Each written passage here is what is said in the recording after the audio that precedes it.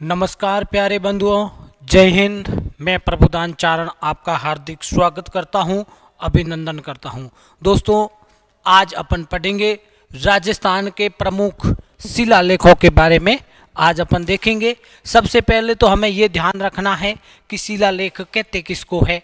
शिलालेख का मतलब होता है शिला यानी पत्थर और लेख यानी उत्कीर्ण करना, यानी कि पत्थरों के ऊपर, बड़ी बड़ी चट्टानों के ऊपर जो लेख लिखे जाते थे उन्हीं को शिलालेख कहते हैं। ध्यान रखना, शिलालेख और अभिलेख दोनों में अंतर है। शिलालेख पत्थरों के ऊपर लिखे जाते थे और अभिलेख का मतलब होता है किसी के ऊपर लिखना, किसी चीज अभी यानी किसी के ऊपर लिखना जो होता था वो कहलाता था अभिलेख। और शिलालेख यानी पत्थरों के ऊपर जो कार्य मतलब जो वर्णन लिखा जाता था उसको शिलालेख कहते हैं। आज हम बात करेंगे राजस्थान के प्रमुख शिलालेख कहाँ से प्राप्त हुए हैं, उसमें किसकी जानकारी मिलती है और कब का है ये शिलालेख, इसके बारे में। और कुछ कुछ शिलालेख ऐसे भी है जिसमें कौन सी भाषा है या उसके उत्कीर्णकर्ता कौन है, इनके बारे में भी अपन अध्ययन करेंगे। सबसे पहले आज हम मोस्ट जो राजस्थान के प्रमुख है और एग्जामों में अपने को पूछे जाते हैं उन्हीं के बारे में तो विस्तृत अध्ययन करेंगे। और बाकी कुछ एक शिलालेख ऐसे हैं जिनका सीधा सीधा नाम ही पूछ लिया जाता है, जो हमें कभी देखने को ही नहीं मिलते हैं, कभी पढ़ने को नहीं मिलते हैं, तो उनके बारे में भी हल्का फुल्का अपन अध्ययन कर लेंगे। सबसे पहले आज अपन बात करेंगे किसकी, अशोक का जो भाब्रू शिलालेख है। अशोक का भाब्रू शिलालेख, कौन सा शिलालेख, भाब्रू शिलालेख। इसकी जानकारी हमें मतलब इसमें पहले अपने को ध्यान रखना है कि क्वेश्चन कैसे पूछे जाएंगे। पहला क्वेश्चन, अशोक का भाब्रू शिलालेख कहां से प्राप्त हुआ, पहला क्वेश्चन। कब का है, दूसरा क्वेश्चन। और इसमें किसकी जानकारी मिलती है। तीन क्वेश्चन तो हमारे सामने प्रमुख रूप से है। इसके अलावा भी अगर कोई क्वेश्चन बनता है तो भी हम उसके बारे में डिस्कशन करेंगे। सबसे पहले हम ये बात करते हैं कि जो ये शिलालेख है अशोक का भाब्रू शिलालेख, ये प्राप्त कहाँ से हुआ है, तो ये प्राप्त हुआ है जयपुर के पास बेराट से प्राप्त हुआ है। ध्यान रखना, जयपुर के पास बेराट से प्राप्त हुआ है। अब ये जैसे जयपुर ग्रामीण और एक जयपुर शहरी, हालांकि ऐसा ऑप्शन नहीं देंगे अपने को, फिर भी अगर मान लो कि दो ऑप्शन दे दिए, एक ग्रामीण दे दिया एक शहरी दे दिया, तो हमें यह ध्यान रखना है ग्रामीण, क्योंकि शहरी में सिर्फ हेरिटेज जो क्षेत्र है, जो प्रमुख ऐतिहासिक स्थल है उन्हीं को रखा गया है, बाकी सारे के सारे ग्रामीण में आगे है। तो ये जो जयपुर के पास बेराट से प्राप्त हुआ है तो ये ग्रामीण में होगा, ध्यान रखना है ना, ठीक है। इसमें हमें जानकारी ये मिलती है कि अशोक ने अपने जीवन काल के अंत में बौद्ध धर्म का जो वर्णन किया था, यानी कि बौद्ध धर्म को अपनाया भी कह सकते हैं या धारण किया भी कह सकते हैं, कोई दिक्कत ना है। तो हमें अशोक के भाब्रू शिलालेख से ये जानकारी मिलती है कि अशोक ने अपने जीवन काल के अंत में जो बौद्ध धर्म है इनको ग्रहण किया था, धारण किया था या अपनाया था। कहाँ से प्राप्त हुआ है, बेराट से प्राप्त हुआ है, ध्यान रखना, विशेष तौर पर ध्यान देना। बात करते हैं घोषुंडी की। घोषुंडी के लेख, ध्यान रखना, जिसका मैं वर्णन कर रहा हूं ना इसका तो अपने को एग्जामों में पूछा जाता है। ध्यान रखना, ये हर एक एग्जामों में पूछे जाते हैं एक न एक, इसीलिए इसका विस्तृत अध्ययन कर रहे हैं, तो इसका अपने को विशेष तौर पे ध्यान रखना है। घोषुंडी का लेख जो है ये है अपने को चित्तौड़ से प्राप्त हुआ है। पहली बात, कहाँ से, चित्तौड़ से। और है कब का, प्रथम सदी का, यानी पहली जो सदी थी उसका ये शिलालेख है। इसकी जो भाषा है वो संस्कृत है। कौन सी भाषा है, संस्कृत भाषा है। और इससे हमें जानकारी मिलती है कि भगवान विष्णु की उपासना किस प्रकार से की जाती है, उसकी जानकारी देने वाला राजस्थान का अभिलेख या लेख कौन सा है, तो वो है घोषुंडी का लेख। कहाँ से प्राप्त हुआ है, चित्तौड़ से।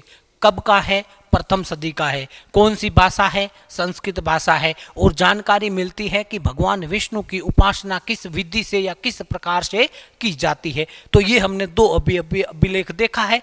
इसके बाद में आगे देखते हैं। एक आता है चित्तौड़ का शिलालेख। किसका? चित्तौड़ का।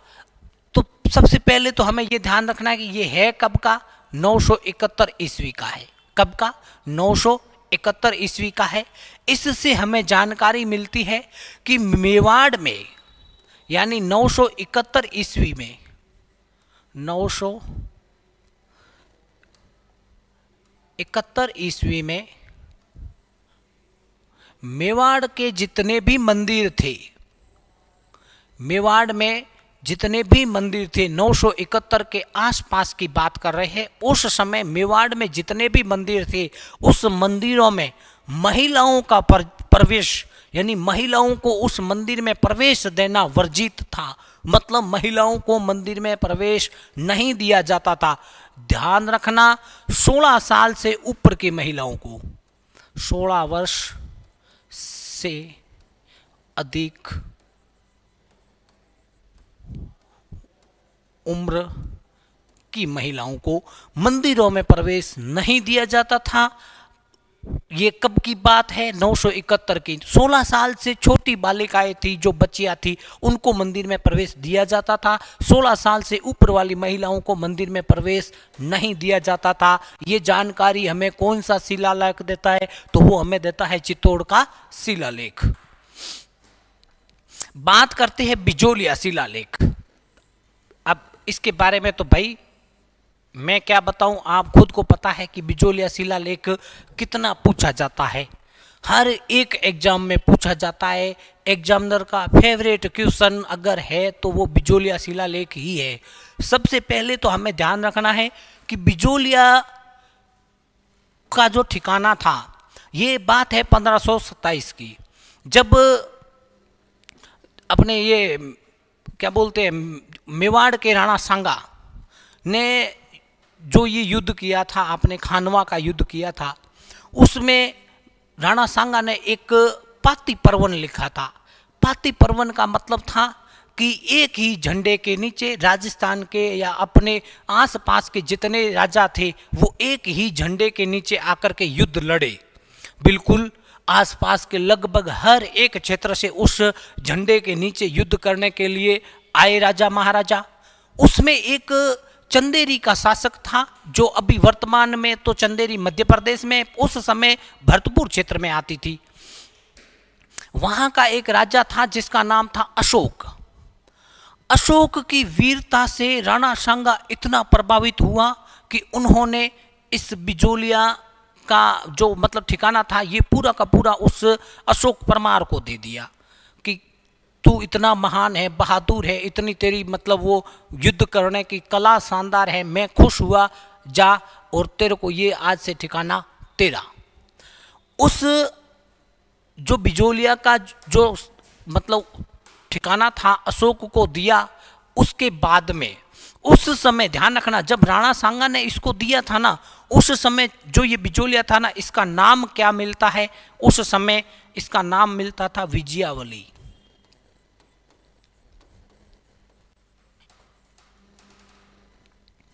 क्या जानकारी मिलती थी? विजयावली इसका नाम। ध्यान रखना, अगर सवाल पूछे कि बिजोलिया का प्राचीन नाम क्या है, तो नाम बिजोलिया का प्राचीन नाम विजयावली मिलता है। क्या मिलता है? विजयावली।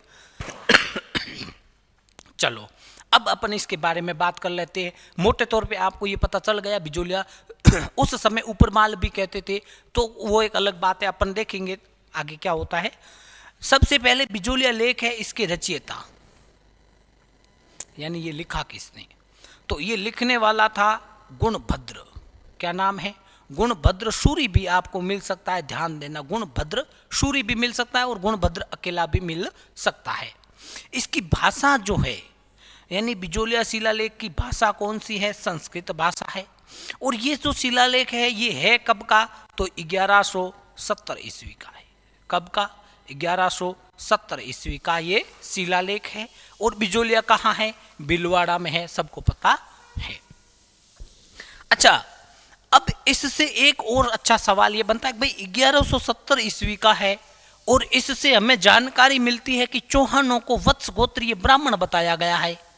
ये वेरी वेरी इंपॉर्टेंट है, हर एक एग्जाम में ये सवाल पूछा जाता है कि कौन से शिलालेख के अनुसार चौहानों को वत्स गोत्रीय ब्राह्मण बताया गया है, तो वो कौन सा होगा, बिजोलिया शिलालेख। अब भाई ये चौहानों की जानकारी दे रहे हैं तो सीधी सी बात है कि ये जो शिलालेख है ये चौहानों किसी न किसी चौहान शासक ने ही उत्कीर्ण करवाया होगा, बिल्कुल। तो इसको उत्कीर्ण करवाने वाले जो राजा थे उसका नाम था सोमेश्वर।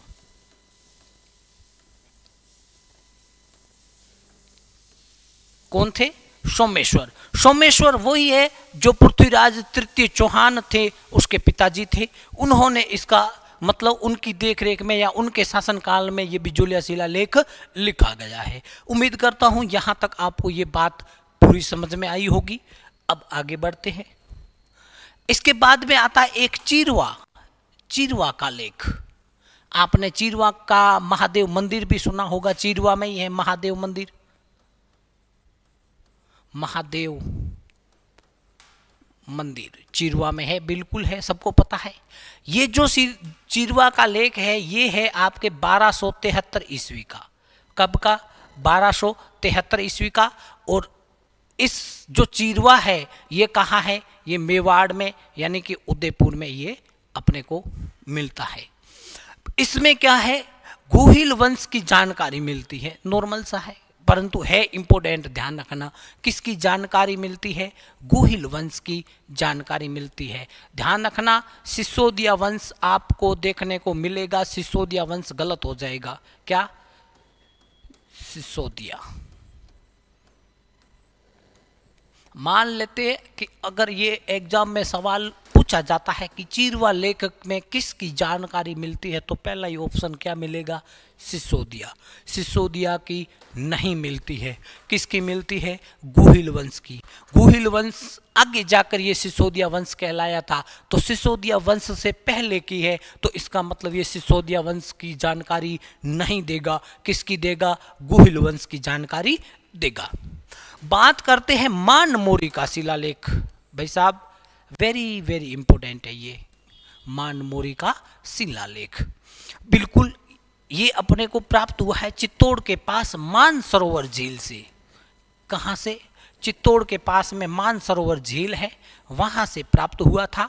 और ये जो है ये है 713 ईस्वी का। कब का, 713 ईस्वी का है। इसमें हमें जानकारी मिलती है कि उस समय चित्तौड़ में जो राजा हुआ करते थे, कोई महेश्वर है, भीम है, मान है, इनका वर्णन मिलता है। ये इम्पोर्टेंट नहीं है। इम्पोर्टेंट क्या है, इम्पोर्टेंट ये है कि राजस्थान का वह शिलालेख जिसको कर्नल जेम्स टोड ने समंदर में फेंका था वो मानमोरी का शिलालेख है। कर्नल जेम्स टोड जब पॉलिटिकल एजेंट बनकर के मेवाड़ में आए थे उस समय उनको ये प्राप्त हुआ था मानमोरी का शिलालेख। और मानमोरी के शिलालेख को लेकर के जब ये जा रहा था कहाँ, इंग्लैंड, उस समय हवाई जहाज में, हवाई जहाज कहो या पानी जहाज कहो, कोई भी कह सकते हो, जहाज में ऐसा मिलता है कि उसके जहाज में भार बढ़ने से, वजन बढ़ने से उन्होंने कर्नल जेम्स टोड ने मानमोरी का शिलालेख उठा करके समंदर में फेंक दिया था।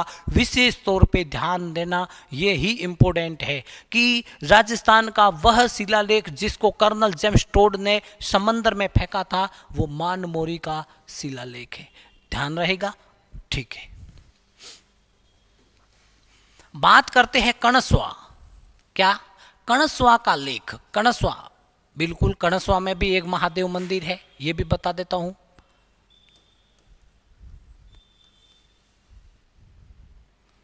महादेव मंदिर, ये जो कणस्वा का लेख है ये है 795 ईस्वी का। 795 ईस्वी का है, कोटा में। कणस्वा कहाँ है, कोटा में है, तो कोटा से ये अपने को प्राप्त हुआ है। इसमें राजा जो मौर्य राजा धवल, कौन सा, मौर्य राजा धवल की जो जानकारी देने वाला लेख है वो कणस्वा का लेख है। कौन सा? कणस्वा का लेख है जो हमें जानकारी देता है, मौर्य राजा धवल की जानकारी प्रदान करता है। बात करते हैं घटियाली। घटियाली का लेख। घटियाली का लेख ध्यान रखना ये है जोधपुर। अब जोधपुर में भी अगर दो डिवाइडेशन किया जाए कि भाई जोधपुर शहरी है या ग्रामीण है, तो जोधपुर ग्रामीण, जोधपुर ग्रामीण। जोधपुर ग्रामीण से ये प्राप्त हुआ है घटियाली का शिलालेख। इसे माता की साल, ये वेरी वेरी इंपॉर्टेंट है, इंपॉर्टेंट है, माता की साल भी कहते हैं। ध्यान रखना किस शिलालेख को माता की साल भी कहते हैं, तो वो घटियाली का शिलालेख है, उसको माता की साल भी कहते हैं। ये उत्कीर्ण करवाया था ना उस समय अपने जोधपुर में जो शासन करते थे वो गुर्जर प्रतिहार वंश शासन किया करते थे। गुर्जर प्रतिहार वंश में एक राजा हुआ था कुकू। क्या नाम है? कुकुक। आपने पढ़ा होगा इसके बारे में, कुकुक के बारे में। इस लेख के अनुसार, घटियाली लेख के अनुसार, इस कुकुक को न्यायप्रिय शासक, न्यायप्रिय शासक, दिनों का रक्षक, दिन एक होता है ये दिन और एक होता है ये दिन। ये दिन है और ये दीन है। इस दीन का मतलब होता है गरीब, समझ में आया? और इसका मतलब होता है वार या दिवस, कुछ भी कह सकते हैं ना, वार भी कह सकते, दिवस भी कह सकते। तो दिन का मतलब तो वार या दिवस होता है, जबकि दीन का मतलब होता है गरीब। तो यहां पर कुकुक को दिनों का रक्षक कहा गया है। किसका? दिनों का रक्षक कहा गया है। इसके अलावा इस कुकुक को साहसी शासक भी कहा गया है। कुकुक को साहसी शासक भी कहा गया है। अगर 2024 में कोई एग्जाम हुआ तो आपको ये 200% देखने को मिलेगा। ध्यान रखना कि को मतलब पूछेंगे सवाल कि कुकुक को न्यायप्रिय, दिनों का रक्षक व साहसी शासक कौन से लेख में बताया गया है, तो वो है घटियाली का शिलालेख। समझ में आया होगा? आगे देखते हैं। अब बात करते हैं राज प्रशस्ति की। किसकी? राज प्रशस्ति की। सब इसके बारे में बहुत अच्छे से जानते हैं। 1676 ईस्वी में इसका उत्कीर्ण करवाया था और इसको उत्कीर्ण करवाने वाले थे मेवाड़ के महाराणा राज सिंह। मेवाड़ के महाराणा राज सिंह कहाँ हैं? राजसमंद झील पर इसको उत्कीर्ण करवाया है और ये जो है 25 काली शिलालेखों के ऊपर उत्कीर्ण है। ध्यान रखना ये संसार की सबसे बड़ी प्रशस्ति है, संसार की, न कि भारत की, संसार की सबसे बड़ी प्रशस्ति है। वो कौन सी है? राज प्रशस्ति है। इसको उत्कीर्ण करता थे वो रणछोड़ भट्ट तेलंग थे। कौन से थे? रणछोड़ भट्ट तेलंग। इसकी जो उत्तरी भाग है, इसका उत्तरी भाग नो चौकीपाल कहलाता है। क्या कहलाता है?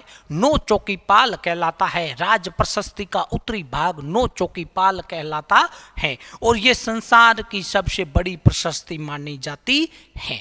इसके अलावा भी और बहुत सारी बातें हैं, परंतु प्रशस्ति के बारे में इतनी ही बातें अपने को ध्यान रखना है। बात करते हैं आमेर का लेख। आमेर का लेख है 1612 ईस्वी का और इसमें कछवा वंश की जानकारी हमें मिलती है। किसकी? कछवा वंश की जानकारी हमें इससे प्राप्त होती है। कछवा वंश की जानकारी प्राप्त होती है। 1612 ईस्वी का है। इसमें कछवा वंश को रघुकुल तिलक कहा गया है। वेरी वेरी इंपॉर्टेंट है, रघुकुल तिलक कहा गया है। या इसमें अपन ये भी कह सकते हैं कि इसमें इसको क्या बताया है? रघुकुल वंश का, रघुकुल वंश के रामपुत्र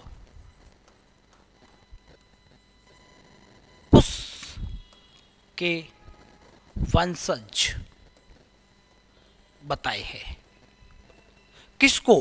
कछवाहों को रघुकुल वंश के राजा रामपुत्र पुत्र कुश के वंशज बताए गए हैं। ध्यान रखना, वेरी वेरी इंपॉर्टेंट बता रहा हूं। ये कछुआ वंश की जानकारी प्रदान करता है। रघुकुल तिलक कहा गया है कछुआओं को, और इसके अलावा यह भी कहा गया है कि रघुकुल वंश के राम पुत्र कुश के वंशज माने जाते हैं कछुआ। समझ में आया होगा? ठीक है।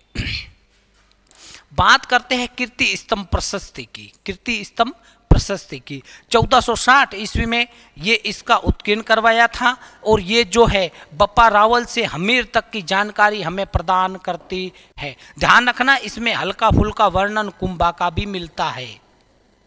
कुंभा, क्योंकि इसको उत्कीर्ण करवाया उस समय शासक कौन था? कुंभा ही था। कुंभा के ने कीर्ति स्तंभ बनाया था, तो इसमें कुंभा की भी जानकारी मिलती है, परंतु विशेष तौर पे बप्पा रावल से हमीर तक का ही वर्णन इसमें किया गया है कीर्ति स्तंभ प्रशस्ति में। ये प्रशस्ति की बात कर रहा हूँ, कीर्ति स्तंभ की बात नहीं कर रहा हूँ। कीर्ति स्तंभ तो बहुत बड़ा हो जाता है, चैप्टर खुद बन जाता है। एक कीर्ति स्तंभ प्रशस्ति के बारे में इतना ही ध्यान रखना है।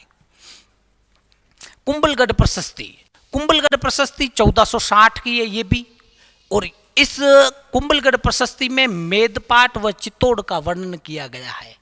मेदपाट चित्तौड़ को ही कहते हैं। ध्यान रखना, चित्तौड़ के आसपास के क्षेत्र को भी मेदपाट कहते थे, परंतु विशेष तौर पे अगर पूछे तो चित्तौड़ का ही वर्णन किया गया है। इस शिलालेख या प्रशस्ति के अनुसार मेवाड़ की भौगोलिक, सामाजिक, धार्मिक और सांस्कृतिक जानकारी प्राप्त होती है। वेरी वेरी इंपॉर्टेंट है दोस्तों, ध्यान रखना। किस प्रशस्ति के अनुसार मेवाड़ के भौगोलिक, सामाजिक, धार्मिक और सांस्कृतिक की जानकारी प्राप्त होती है? तो वो कुंभलगढ़ प्रशस्ति के अनुसार इस जानकारी प्राप्त होती है। बात करते हैं रणकपुर प्रशस्ति की, तो रणकपुर प्रशस्ति ये 1439 ईस्वी में इसका उत्कीर्ण करवाया। चौमुखा मंदिर के दाएं और दूसरे स्तंभ पर ये उत्कीर्ण है। मैं खुद इसको देख के आया हूँ, कम से कम 2 से 3 बार मैं खुद यहाँ गया हुआ हूँ रणकपुर मंदिर, वहाँ जाकर मैं ये इस चीज़ को देख के आया हूं। तो ये जो है चौमुखा मंदिर के दाएं और दूसरे स्तंभ के ऊपर इसको उत्कीर्ण करवाया गया है। चौमुखा मंदिर, रणकपुर मंदिर 1444 खंभों पर टिका हुआ है। इसको वनों का खंभों का वन भी कहते हैं। बहुत अच्छा मंदिर है, कभी समय मिले या टाइम मिले तो जाकर एक बार देख के जरूर आना। इसमें मेवाड़ की और धरणक शाह की और उस समय मेवाड़ में शिल्प कला की जानकारी मिलती है। इंपोर्टेंट ये है कि किस लेख या इस प्रशस्ति के अनुसार मेवाड़ की शिल्प कला की जानकारी मिलती है, तो वो रणकपुर प्रशस्ति के अनुसार मिलती है। उम्मीद करता हूं यहां तक समझ में आया होगा।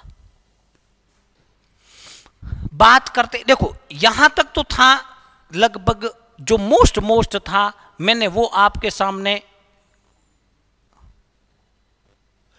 लगभग 13 शिलालेख या प्रशस्ति जो भी थी जिसका संपूर्ण वर्णन किया है।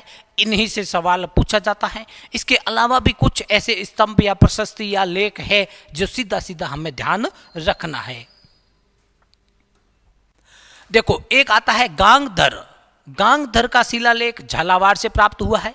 कहाँ से हुआ है? झालावाड़ से, और 423 ईस्वी का है। इसमें सन वन अपने को याद करने की जरूरत नहीं है, ये तो आप ऐसे ही अपने माहौल बनाने के लिए लिखा गया है। माहौल बनाने के लिए लिखा गया है, आपको ध्यान ये रखना है कहाँ से प्राप्त हुआ है। तो जो गांगधर है ये झालावाड़ से प्राप्त हुआ है। मंडोर का है ये जोधपुर से प्राप्त हुआ है। इसको थोड़ा बहुत ध्यान रखना। कब का है? 685 ईस्वी का है। 685 ईस्वी का, इसके बारे में थोड़ा ध्यान रखना। चित्तौड़ में 2 स्तंभ और मिले थे, वो 532 ईस्वी के हैं। सांपोली का लेख ये जोधपुर से प्राप्त हुआ है, 646 ईस्वी का है। शंकर घटा का शिलालेख उदयपुर से प्राप्त हुआ है, 713 ईस्वी का है। नाथ प्रशस्ति ये उदयपुर से प्राप्त हुई है, 971 ईस्वी की है। हर्षनाथ प्रशस्ति ये रेवासा सीकर से प्राप्त हुई है और ये भी 973 ईस्वी की है। घाणेराव का जो शिलालेख है ये पाली से प्राप्त हुआ है, 1156 ईस्वी का है। और किराड़ू का लेख ये भी अपने को, किराड़ू कहाँ है? बाड़मेर में, और ये 1161 ईस्वी का है। ये अपने को सीधा सीधा ध्यान रखना है। अचलेश्वर का लेख है ये सिरोही से प्राप्त हुआ है और 1285 ईस्वी का है। बसंतगढ़ का लेख सिरोही से प्राप्त हुआ है और इसकी जानकारी नहीं मिलती है कि कब का है। वेदनाथ मंदिर प्रशस्ति 1795 ईस्वी की है और पिछोला झील उदयपुर के किनारे इसको प्राप्त किया गया है। 2.5 दिन। अब ध्यान देना, यहाँ इतनी देर तो हमने जो भी पढ़ा उसके ऊपर सिर्फ पढ़ा था कि ये ध्यान रखना है, यहाँ से विशेष तौर पे ध्यान देना है। 2.5 दिन का झोपड़ा लेख, 2.5 दिन का झोपड़ा लेख 1200 ईस्वी का है। भारत का सबसे, अगर प्राचीन पूछे कि भारत में सबसे प्राचीन फारसी अभिलेख कहाँ से प्राप्त हुए हैं, तो वो 2.5 दिन के झोपड़े से ही प्राप्त हुए हैं। ध्यान रखना, भारत में सबसे प्राचीन फारसी शिलालेख, फारसी लेख की बात कर रहे हैं, वो अपने को यहाँ से प्राप्त हुए हैं।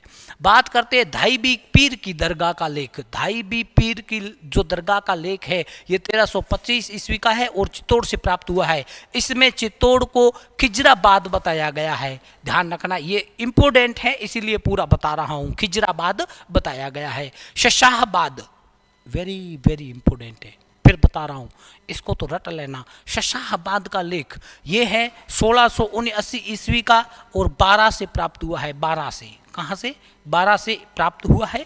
ध्यान रखना, इसके अनुसार औरंगजेब ने गैर मुसलमानों से जो जजिया कर वसूला था उसकी जानकारी प्राप्त होती है। इंपोर्टेंट है, बता के जा रहा हूं। निम्न में से कौन से लेख के अनुसार औरंगजेब ने गैर मुसलमानों से प्राप्त होने वाले जजिया कर का वर्णन किया है? तो वो शशाहबाद का शिलालेख है। ध्यान रखना, ठीक है। तो अपना ये आज का टॉपिक था लेख, शिलालेख, उसके बारे में अपन ने अध्ययन किया। मैं उम्मीद करता हूं आपको बहुत अच्छा लगा होगा और जितना हो सके अपने आगे फॉरवर्ड कीजिए, अपने ग्रुपों में शेयर कीजिए ताकि हमें भी थोड़ा आगे मोटिवेशन मिले। हम भी मेहनत करते हैं कि कुछ अच्छा किया जाए। देखो भाई, इसमें तुम्हारा मैं भला नहीं देख रहा हूँ, मैं मेरा खुद का भला देख रहा हूँ। साफ कहना, सुखी रहना। भाई बेरोजगार हूँ और मैं पढ़ूंगा तो मेरे को भी याद होगा और तुम्हें भी 2 अक्षर याद होगा। तुम अगर सब्सक्राइब करोगे तो मेरे सब्सक्राइब बढ़ेंगे तो 2 रुपये कमाएंगे, है ना। तो मैं खुद बेरोजगार हूँ, मेरे खुद के लिए करता हूँ, साफ कहता हूँ। तो हो सके उतना आगे फॉरवर्ड कीजिए। जय हिंद, जय भारत।